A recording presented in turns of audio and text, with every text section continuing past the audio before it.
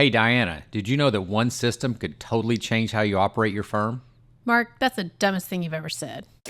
Ladies and gentlemen, jurists and just curious, welcome to the Successful Barrister Podcast.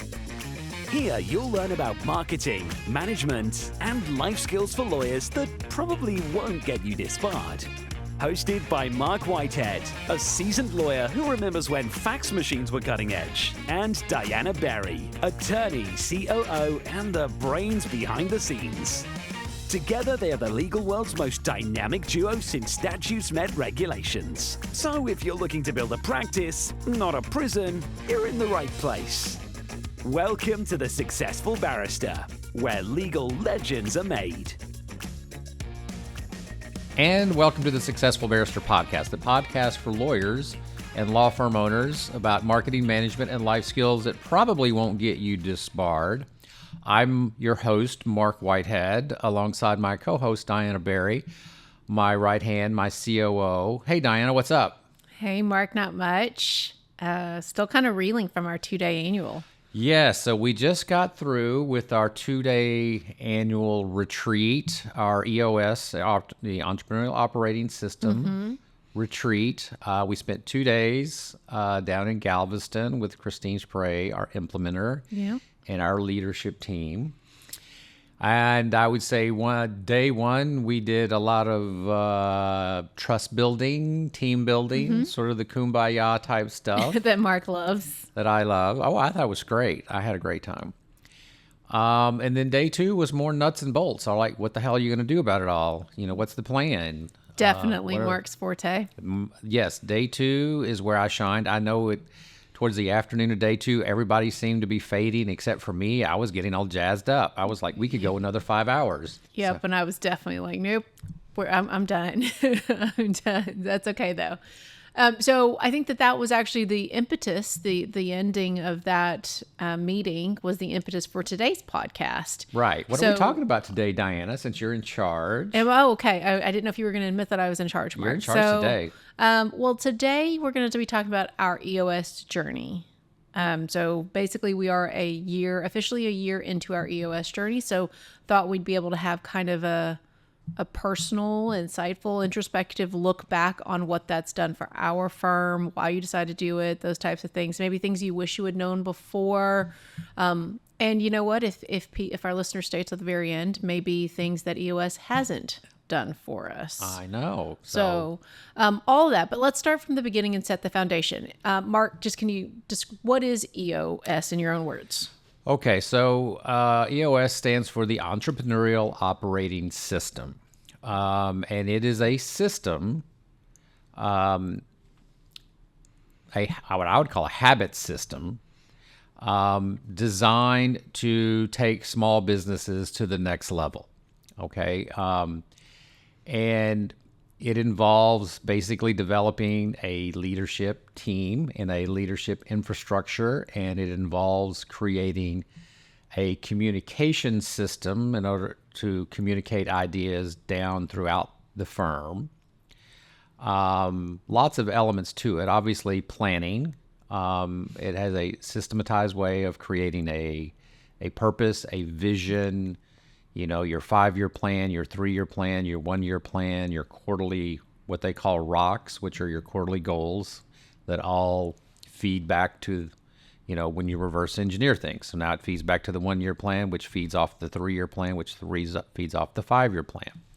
And they use slightly different terminology. I'm just, you know, these are my simplistic, you know, caveman way of explaining things. But the whole idea behind it is that you need to get all of your oars rowing in the same direction and in a systemic sort of regular way. So there's lots of elements to it that I'm sure we'll unpack here over the next 45 minutes or so.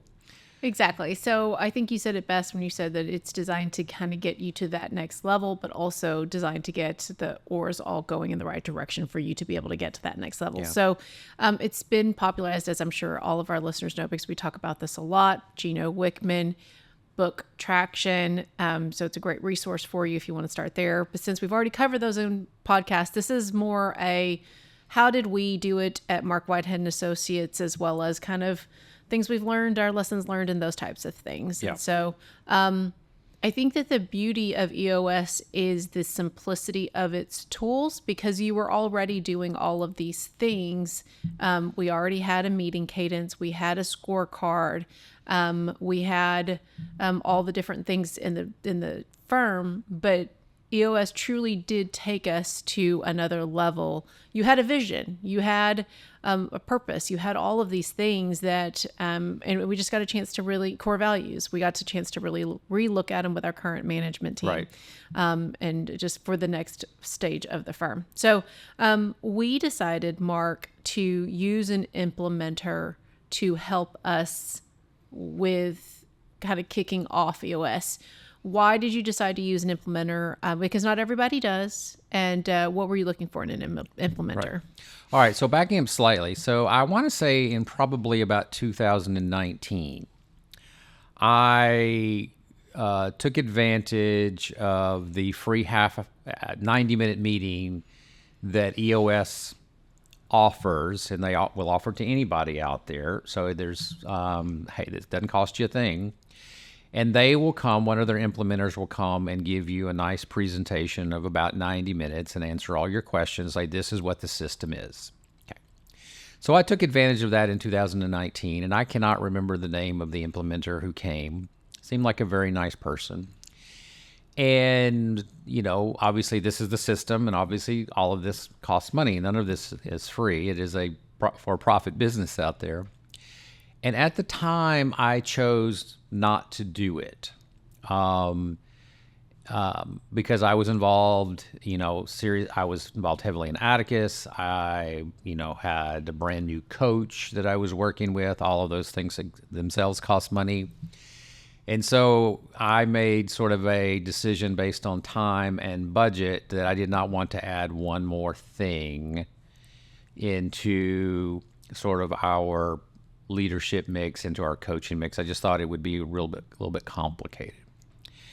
And then guess what happened next year? Oh, yeah. I guess that was 2019. That was 2019. Yeah. So 2020 hits and hits you like a slap in the face, and just bam. And, it was kind of chaotic. And you came on in 2020, and everything sort of changed in 2020. And honestly, that's really, I think, was really the impetus right there, because one of the keys to the EOS system is the visionary and integrator dynamic, with basically the number one and the number two in the organization. The visionary is the visionary, and the integrator is, the person who executes on the vision. And that's coached a lot through the EOS system. And at the time in 2019, I didn't have an implementer, I didn't have an integrator. I didn't have you. I didn't have a number two. I had attorneys, but they are all off in their own quest for doing whatever they're doing. None of them had the time to be the number two to run operations. So that was one of the reasons that I kind of passed on EOS the first time, because I didn't have that number two. I didn't have you. Well, guess what? You showed up in 2020. I did. Yeah. So you showed up in 2020, and, we moved on through, and I got you integrated into Atticus, and a few other things that we were doing. So I started to revisit the idea of EOS. In 2023, we started talking about it. Yep. And I think we finally met with our current implementer, Christine Spray. I think we met with her somewhere in the fall of 2023. Correct. So we re-got the 90-minute orientation, the pitch, whatever you want to call it. But this time it was somebody different. And I remember we researched looking for an implementer. Number one, had a few criteria. Number one, they had to be local. I was determined that we were going to be off-site. I did not want to do it in the office. I said, we need to get out of the office. You need to get away from all the distractions of the office. We certainly weren't going to do it virtually. I was, at that point, just about to vomit on all the virtual stuff that we were doing. And we found Christine, and Christine has lots of experience, both in terms of EOS and in terms of Vistage, which is a different program for entrepreneurs. But I think in my mind, it felt like it gave me a well-rounded implementer. I think so that's the key. So your original question, which I just got off topic of, was why did we choose to get an implementer as opposed to doing it ourselves? Because there is a do-it-yourself version of EOS. I strongly believe that you need a neutral third party, a neutral, fresh set of eyes on your problems. Somebody that has experience, somebody that can look under the hood, and has some perspective. Christine has coached, she never said how many, but I'm going to assume she's coached dozens, if not hundreds, of different businesses. So she's seen under the hood. She's coached other law firms. She's coached other types of businesses. So I think having a neutral set of eyes that doesn't have an agenda is critical to making the system work. And I would highly advise, getting a third-party implementer that's not within your firm, if you can possibly afford it. And yeah, they're not cheap. They're not cheap. And, I physically made a decision. We had coached a while with our coach, and I just decided that, we were kind of coming, I thought it kind of coming to the end of that coaching relationship. It was kind of becoming repetitive. And so basically, I solved the budgetary issue by just replacing our coach with EOS. And quite frankly, if you annualize it out, they cost about the same thing. So that was sort of my process and sort of my thought process. And I don't regret it. I think it was a wise decision. I think we found a good implementer. She can be tough on us. We're talking about this pre-recording that Christine was kind of tough on us. Us specifically. Yeah, like us, you and me. Two of us, yeah. Like you and me got hammered at the 2-day. I think we both took it a little bit differently. I'm kind of like water off a duck's back, and you kind of took it more personally, which... My name is not on the building, sir. I literally did not sign the check that made that 2-day possible. You know what? And I'm used a different perspective. And I'm used to taking criticism and taking the bullets. I accept that as part of my job. Is when the buck stops here, when things screw up, it's my fault. I say that all the time. And that was the takeaway, right? We had really no one else to look at when we looked around the room. Like, well, yep, leadership is always about, leaders, and so. So that was a really long-winded answer to tell you about my journey on EOS and why I kind of came to that decision. But of course, we came to it as a mutual thing. I relied heavily on you to kind of. At every step of the way, I wouldn't have made any of these decisions without you being on board with it. Yep, and I think we're going to talk a little bit more about that in our next segment. I do think, and you can correct me if I'm wrong, I'm sure you won't hesitate. I think when we were discussing EOS vis-a-vis other options or just, where you were going to grow the firm, you were just ready for that next level. You were looking to, you had doubled your revenue through Atticus. You had done that programs, and there's nothing wrong with it, but you were looking for something else to take to the firm to the next level, and EOS seemed to be that solution. So a lot of things that we do, will tend to run their course, and EOS is going to run its course. As a matter of fact, EOS is designed to only be a 2-year program. 2-year implementation. 2-year implementation, rather. Mm-hmm. For all of the great things I've said about Atticus, the returns diminish over time because, at some point you get it down. Well, you've been doing it for 15 years. 15 years. Yes. So it's not like we don't learn stuff every time we go to Atticus, but we don't learn as much. It's not like drinking out of a fire hose like it used to be. Yeah. Now it's more drinking out of a water fountain. Whereas I leave with all kinds of notes, and you're just like, "What are you doing over there?" Well, I've heard it before. Exactly. So it is different for me. The same thing with coaching. We coached with our coach for a while, and then it kind of ran its course, and at some point you kind of run out of things to say, so you have to start looking for new voices. And I think that we were at the point where we needed to hear some new voices.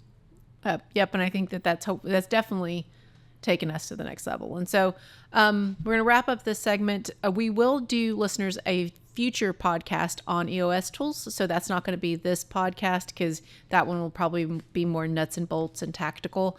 But this podcast is really going to be about our own journey and hopefully be for those of you who may be on the fence about starting your own EOS journey, or maybe even wondering whether or not your experience was unique to you. So we'll be back. This podcast is sponsored by Marc Whitehead Associates, a national disability benefits law firm.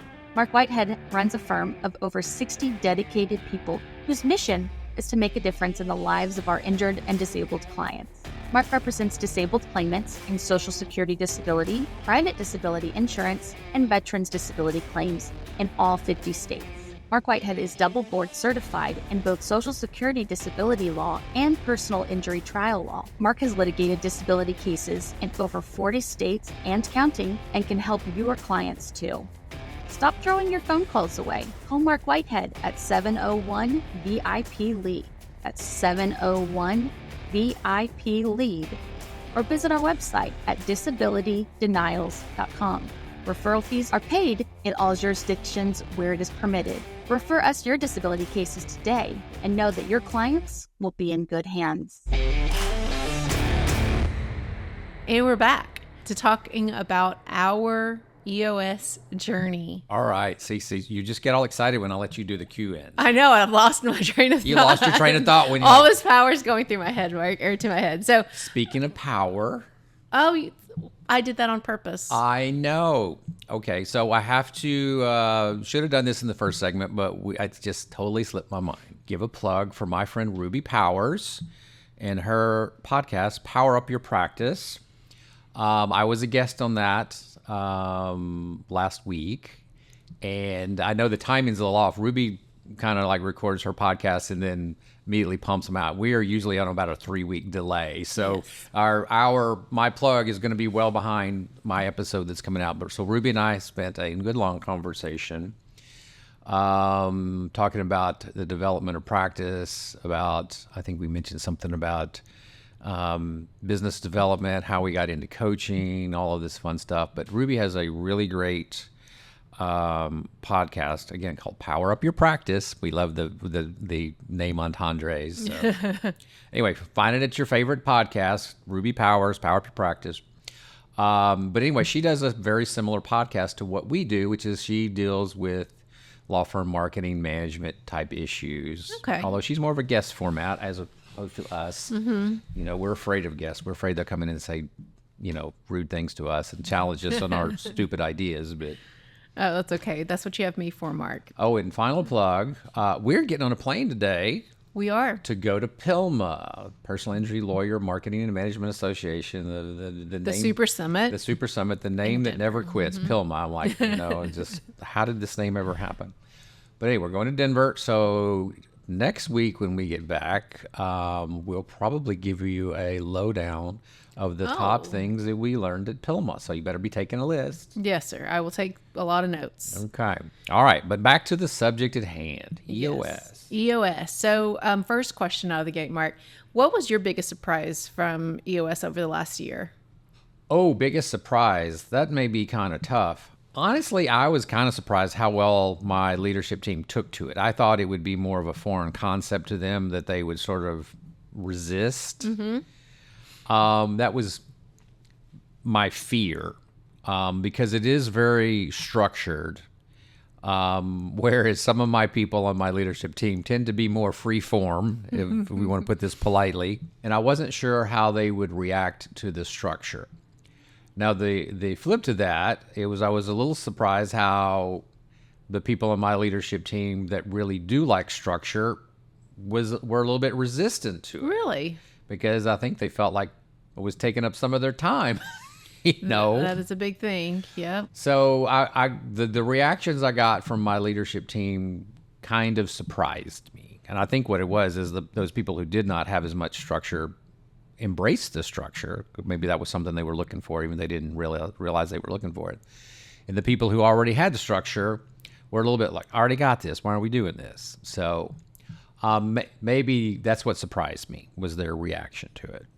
Yep. So from my perspective, I was surprised at how well the team, like not our leadership team, but the rest of the teams took to the level 10s. So this is not obviously a podcast about the EOS tools, but just for introduction, a level 10 meeting in EOS speak is a 60 to 90 minute meeting that follows a very specific agenda, happens at the same time every week. And it, by its own agenda, it just encourages accountability in a way that we were never really able to get, even though we had a regular meeting cadence. Everybody had a huddle or a time that they met with their teams, but just there is something about the level 10 meeting agenda that encourages accountability. So level 10s do a couple of things. Number one, they create a cadence of accountability. They create a very precise structure. Once you get your level 10 meeting developed, particularly the scorecard part of it, it gives you a lot of key insight on a weekly basis. So everybody's on the same page. So it keeps everybody on the same page. And like you said, it creates accountability because everybody owns, the rocks, and the rocks are either moving forward or they're not. And only one person owns the rock. So if that rock is not moving forward, you're looking straight at the person who owns it. Yeah. You didn't do what you were supposed to do this week. Yeah. And it can definitely get uncomfortable when that percentage stays the same. Right. So just for all of these things, structure, accountability, a cadence, But it did add, like I said, you had these things in place already, like many law firms do. And so when we added in another meeting to their weekly schedule, I think a lot of the teams were like, oh gosh, here we go again. Marc and Diana went to some conference and they brought back something that we're going to all now have to implement. There was a lot of not eye rolling, but skepticism, I think, about like, how am I going to fit this meeting into everything else that I already do? And now I just, because I, as the integrator, I sit in on each of the departmental meetings every quarter. And I'm always surprised. Everyone I think seems to enjoy that time with the rest of their teammates, but also just they don't mind being held accountable. Well, for one thing, it eliminated some other meetings. It absolutely did. Yeah, we didn't keep the same meeting cadence we had before EOS. And in a level 10 meeting, the structure is what makes it, because everybody knows the structure, and they see at the end of the meeting that something was actually accomplished. I don't think people hate meetings. People hate meetings that waste time. Yeah, but they don't have a point. Yeah, they don't have a point to them. But every level 10 meeting has a very defined point and very defined structure, and you leave that meeting knowing exactly where you stand and what needs to be done. Yep. So, follow-up question. Well, did you ever have a moment throughout this last year when you really were like, yes, EOS is working for this firm? What I realized, and I did not realize this until we established what I would call the sub-level 10s, the departmental level level 10s, was that one of the problems that we had, and I've discussed this on the podcast in the past, was that I would go to a seminar, or you and I would go to Atticus or something like that, and we would come back with these great ideas, but we didn't have an effective mechanism to disseminate these ideas and these changes that we wanted to implement down to the lower levels of the firm. Mm-hmm. There just wasn't a mechanism for it. It was ad hoc at best. And it probably felt to our staff that they were just scattershot. They were just, oh crap, they've been in another conference. Yes. So with the EOS system, and particularly with the sub-level or department level 10 meetings, we've created a process to where, the vision and the purpose and the plan can get disseminated, evenly throughout the firm. Absolutely. And I think that, there's even with a scorecard, you get to see, we review the departmental scorecard just quickly. I know that's not true EOS, but at the big level 10, just so that we can always just know what's happening. I think it makes you feel better and gives you a pulse on how each department is. Right. So it's really, truly closing the loop every week. And everybody sees the same thing. So everybody knows every week whether we're winning or losing. That's what a scoreboard is all about. Are you winning? Are you losing? What's up? So then what do you think's been the firm's biggest win from EOS? Ooh, see, you're throwing me these curveballs that I haven't thought about. Did you send me this outline? Oh, yeah, you did, didn't I you? did, forgot. absolutely. Yeah, I know I scanned Well, here, do you it. want me to go first? Yes, you go first. So I would say that, and I've said this to you a couple of times recently, I would say that the firm's kind of in that fairy tale part of the flywheel where it's got its own momentum. And I credit a lot of EOS to that. You know, we read Flywheel. We talked about, what is it, a monolith? Is that what we said that it was? But anyway, we read Flywheel with the attorneys. A monograph. Monograph. Thank you. No, All right, thank you. I was like, Monolith what the is a hell are you different talking about, a word. monolith? Are we going 2001 Space Odyssey? What the hell? Monolith is absolutely not the right word. I'm going to Google that on the break. But thank you, monograph. And we read it with the attorneys, and we had them create their own little flywheel, and it was just very, I'd say, cerebral, just amorphous, not very Those are such concrete at big all. words. I'm going to have to Google all those. Well, but it wasn't concrete for them. But I think now with EOS, we had a great revenue in Q1. All the teams just seem to be working at a really great rhythm. It's had us put structure into place that's just really great. Delegate and elevate with the tools. And it just really, we're kind of in that great part of the flywheel where it's just kind of taken off and it's building its own steam. And I credit a lot of that to EOS. Yeah. All right. So repeat your question just so I can. What do you think's been the firm's biggest win from EOS? I would say the issue processing part. Okay. So part of a level 10 meeting at the end is issue processing. So in other words, you don't leave issues hanging. If there's an issue, you deal with it right then. You IDS it. So you identify, you help me with the IDS. I know what IDS means, but I can't tell you what the acronym is. Yeah, identify, discuss, and solve. Yeah. Every issue, every week is identified, it is discussed, and it is solved. And there's even a process for how this works. But the point is you don't have lingering issues hanging on. Mm-hmm. Not supposed to anyway, if you're doing it right. So I think a combination of the IDS and the accountability factor. So everything has a name assigned to it. Nothing's amorphous like, hey, the intake team is supposed to do this. No, a certain specific person is supposed to do this. Now they may get the intake team involved with it to help them, but there's one person who owns the rock or one person who owns a to-do, and that creates accountability. If it's done, it's that one person's, goat or glory.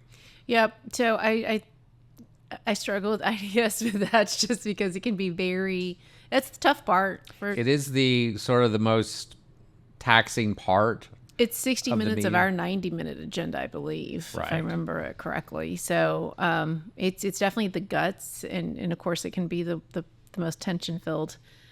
So final question for this segment, Mark. Is there anything you thought EOS would fix immediately, but it turned out that it was going to be either slower or harder? So I would say the interpersonal relationships, the trust factor. There's always trust factors on teams. There's always the issue, with how personalities mesh. And it has been a process. It hasn't solved that issue overnight. I would say that it has gotten substantially better. But trust is earned. You can't just, there's no such thing as a trust fall where, you do that whole rigmarole and you catch them and like, all right, now I trust you forever and ever. Yeah. No, that's not really how Not a that one-shot trust deal. works. It has to be earned over time. So that's, an issue that is always going to be ongoing, I think. And of course, the leadership team has changed somewhat, in our tenure. We had one person come in, one person leave. So that throws a new dynamic into it every time something like that happens. So I would say that would be the one thing that we're still working on. That's a work in progress. I think that's going to be a great segue to kind of the things that EOS didn't do for us, which we'll discuss in our next segment. I'm Marc Whitehead, a lawyer, entrepreneur, and business coach. Thanks so much for tuning into the Successful Barrister podcast, We have a blast creating it. and I hope you find it helpful. If our chats have sparked your interest, I'd love to hear from you. Shoot me an email at marc@marcwhitehead.com. That's Marc spelled with a C. And join the Successful Barrister newsletter.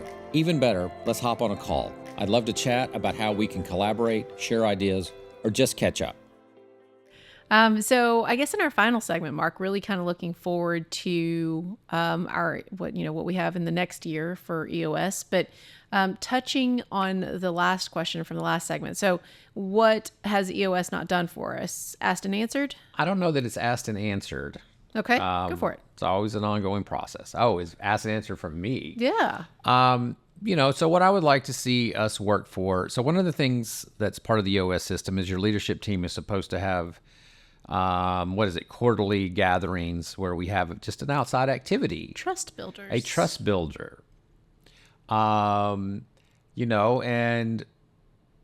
we do things together, but a lot of times they get muddled in with other stuff. Like we all go to AAJ in the summer together, which is great, and we do spend a lot of time together there, but it's got a different agenda. Mm-hmm. It's not about creating camaraderie and trust. It's about like, hey, let's go do AAJ and do what we're supposed to do. So I think that's one of the things that I believe, is a useful tool that we will be using more and more and more. And I think we probably ought to get back to it a little bit more. And I will say that I've probably been one of the impediments to that, just because of my busy schedule. People are always complaining they can't get me on their calendar because I'm always busy. Yep. We've talked about that on this podcast. Yes. So that was actually laid out very bare to me when we did one of the exercises at the 2-day, which is, what would you like Mark to start or stop doing? So that was a good exercise. Yes. So the theme on what they would like Mark to start doing was to spend more time with them. Mm-hmm. In other words, be a better mentor. And I've always said that mentoring is one of my 3 big jobs. So apparently I've fallen down on that lately. So I need to recommit myself to that point. And it's going to be exciting to see you commit to that. We made a 1-year commitment to each other that's what you were going to do. And so I think it's going to be exciting to see where we are a year from now. Yes. Hurry up and do it before I become senile and I can't remember what everything. Get it all, do the download. Get it downloaded now so we can crash the hard drive. Echo what you said about trust in the prior segment. I would say that the one thing EOS hasn't done for us is innately build trust. I think that there is some things that we've definitely grown closer as a leadership team, but also that it's like a foundation. If it's cracked and you don't really deal with that, then the bigger you grow and the more the firm gets to that next level, the cracks in the foundation become a lot more obvious. And so I think that was my takeaway from the 2-day was that we need to shore up the foundation in order to make sure we're really growing the firm on a solid, not on a house, not on sand. If you have difficult personality conflicts or massive distrust on the team, I don't think, actually, EOS isn't designed to fix that. We talked about that in one of our prior podcasts. That's not EOS's job, though we do read books like 5 Dysfunctions of a Team, Lencioni's work, that was assigned mandatory reading for your first year because it is so fundamental. I think it's almost like, okay, we got to get that out of the way to make sure that we actually can really work on the tactical, strategic things that will grow the firm. And let's face it, we are a leadership team full of lawyers. And whoever accused lawyers of being, wilting flowers, you have a bunch of big, bold egos, personalities. I was going to say egos, if you want to throw ego in there. God knows that Mark doesn't have an ego at all. Never, not at all. And you've had a lot of people that have been with you for a long time, either as law clerks or, I am actually the least tenured, quote unquote, tenured person on your leadership team currently. Though we've had people leave and come back, you have known me the least. That's true. Oh my gosh, that's actually shocking. Although I spend more time with you than I spend with them by a long shot. I don't know about all that. I would say I spend at least 10 times as much time with you as I do with them. Okay. Well, let's not make them jealous, Mark. Well, We're going to maybe edit they don't that listen one to this out. podcast. Any regrets doing EOS, Mark? My only regret is maybe not starting the process sooner. I did mention that I dabbled with it in 19. I do think that was probably too early and it wasn't the right time. But, you came along in 20, so yes, we could have started in 21 or 22, which would have been given us, we'd be 2 years ahead of the curve if we would have started a little bit earlier. So I think that would have been the prime time to start. But never say never. So we did start, and we've made it through the first year of EOS. So I'm pleased with the results. So that would be the only regret I could express about it. We talked a little bit about our implementer. So in theory, it's a 2-year not in theory, it is actuality, a 2-year implementation. So we'll have Christine for 2 years. And you mentioned the cost. It's not cheap. So it usually costs, from what I have seen, it costs somewhere between 4 to 5 on the low end to 6 to 7 ish. Yep. On the high end, $6,000 to $7,000 per day. Of course, now you're meeting once a quarter for the most part, so it's $5,000 to $7,000 a quarter. And there's other interim steps in there as well. And I assume, I didn't even ask, but I assume since we did a 2-day that she charged double. That is very true, sir. So yes, it's not cheap. But you're paying for their expertise in guiding you and guiding the firm, and she has a whole list of questions to ask when we get stuck. I see her over there. She has this notebook, and she has all these topics. And then when we get to the issue on the various topics like cash flow, I know she's got all of these topics written down that are potential issues that we should address. So, she's done this a long time. So you're buying her wisdom and an experience. I think it's well worth it.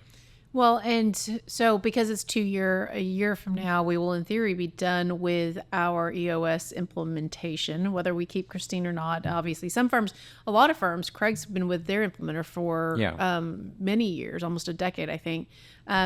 So it's not unheard of to keep your implementer as that neutral third party after you're done with your quote unquote implementation. But where do you think we'll be in a year when we're done with our EOS implementation? So when we're done with the EOS implementation, I kind of envision that we will continue on with Christine. I guess we haven't crossed that bridge yet. The way the system is set up is it's set up to where at the end of 2 years, then you can move forward and keep moving on with the EOS system without an implementer. I get to save the money. And that might be enticing to some people. To me, at least so far, it's been money well spent. So I kind of think that we probably will keep Christine on to have her continue as an implementation guru. Again, we haven't quite made that decision yet, but that's my feeling on it. But envision for me, where do you think the firm's going to be in a year, having completed its 2-year journey? Number one, I would think our plan and our rocks are going to get more and more defined and more attuned to what actually moves the needle. When you first start the system, you're putting out a lot of fires and you're just fixing a lot of things that are broken. Low-hanging fruit. The low-hanging fruit. But as you move forward in the system, and I think we found this out this past week in Galveston, is that, once you start knocking off that low-hanging fruit, then you can start focusing on things that are more important, that really move the needle. So I think that's what's going to happen over time, is we're just going to become more and more focused on the big rocks. Yeah. I think we're going to get more strategic and tactical, I guess. I've used those words repetitively this time. But I just think, it's going to only get better. Before you can really get the boat moving, really start all rowing in the same direction, you got to fill a lot of holes in the hull of the boat. You got to patch the boat. Yep. And we spent the first year a lot of patching the holes in the boat. Yep. But now that I think we've gotten the holes in the boat patched, now we can all focus on finding those oars and getting all those oars moving in the same direction. Exactly. I love the metaphor. See, you did really take. I'm sure nobody's ever used that metaphor ever. I should trademark that. All right, Marc. My final question for this episode. What do you wish you knew a year ago when you began our EOS journey, or what do you wish you had known? What do you wish you would know? I guess I wish I would have known it would take a year to fix all the holes in the boat. Because I really thought, and that was really my frustration, I think, through the first half of the first year, was I was never satisfied with our quarterly rocks. I was never satisfied with the quarterly goals. I was always thinking, these are too small. We're not thinking big enough.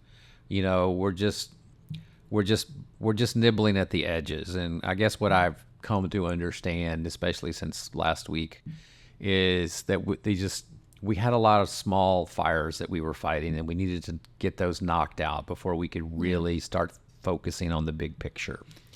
And maybe that would have been nice to have known a year ago, so I would have been a little bit more patient with the process. Because I am, you know my slogan, I want everything done yesterday. Yep. Yes, I want everything done yesterday, and I will say that I did get a little impatient. So Only a little? little. So this one's going to be a little selfish thing, but so I wish I had known how important the integrator role was going to be. I know that's a little selfish. So I will say, don't halfway do that decision, I guess, is if you are on the fence about doing EOS, make sure you know. And even actually when our first session together, she had us kind of write down a name. We had a vote. We had an election. We had to vote, yeah. Who was going to be we had to vote on who was going to be the integrator. And I was sitting there thinking. You won in a landslide. Well, thankfully, because I was sitting there thinking, this is going to get real awkward. The next 7 hours are going to be really awkward if I don't get this one, because this one. If you would have lost that election, oh my goodness. Yeah, I don't know. But obviously, I think so many of these things are obvious, but a year in, I will say that the visionary integrator relationship is so important. And so make sure you have those two relationships, or those two people in the right seat, right person, Right. and before you kind of move forward. Because, I guess we can tell them. I mean, Christine did tell us, it's like the success of this leadership team is falling on both of us. And again, water for ducks, back for you. So really, it's like on me. Right. The success of our leadership team is on me. It really So, is. You are the backbone. You are the structure behind it. And that would be my one key takeaway from this for everybody else, is if you do not have a solid number two, if you don't know who the integrator is going to be, don't do EOS. You're not ready for it. Yeah, that's your next step, is not EOS. Yeah. No, EOS, I think, will fail miserably if you don't have a consensus pick for who your integrator is going to be. Yeah. And if it's the other flip where, because I was one of the our Atta cousins that I'm on a rope team with, it's just her and the visionary. They have some of their fractionals come in and sit in on some of their leadership team meetings. So if conversely all you have is a visionary and integrator, you still can do EOS, but you can't do EOS without the other two positions. Right. is the way that I would put that. So any parting thoughts, Marc, on our 1 year into our EOS journey? Well, so here's kind of the way I view it. I think you, as the integrator, have done a bang-up job, and all the success lies within you. I feel I'm kind of having a little bit of imposter syndrome when it comes to me being the visionary, because I feel that I'm not living up to my end of the bargain as being the visionary. So it's funny. So EOS has separate workshops for visionaries, yes, and they have separate workshops for integrators. And we've looked at that, and we're trying to figure out how to schedule it. I really, really, really want to go to the visionary workshop, because quite frankly, I feel that I'm failing in that job, and I need somebody to tell me how to do it. I did well, and I think that that's another one of my takeaways from the 2-day, is that for just like the firm is leveling up, you and I are going to have to level up and like find some new skill sets, or I think we're both going to have to find either new, dare I say, Marc, emotional skills on managing and accountability. No? Or yeah, I know Marc's like deer in the headlights. But I do think that it's just You're doing that IQ thing again. Yep. EQ. EOS is going to challenge you, specifically your visionary and your integrator. Even if you have one, if you don't have one, don't do EOS yet, find that integrator. But also it's going to challenge you in the best way possible, I think, to continue to grow your skills as a leader. Oh, I get to do the outro? You get to do the outro. All right. Well, thank you. Okay, but first I got to plug Ruby Powers again. Remember, power up your practice. Ruby Powers, I'm on it. Go find me on her podcast. I will listen, Marc. Yes. All right. And thank you, listeners, for listening to the Successful Barrister podcast, where legal legends are made. I'm Marc. And I'm Diana. And together we're the dynamic duo of law. Remember to rate and review us. And if you enjoy, please tell your friends and leave us a review wherever you get your podcasts. And find us on successfulbarrister.com and visit our sponsor, Marc Whithead Associates, a national disability law firm, at disabilitydenials.com. That didn't sound like you read it at all. You've had 30 years, Mark. Bye. Bye.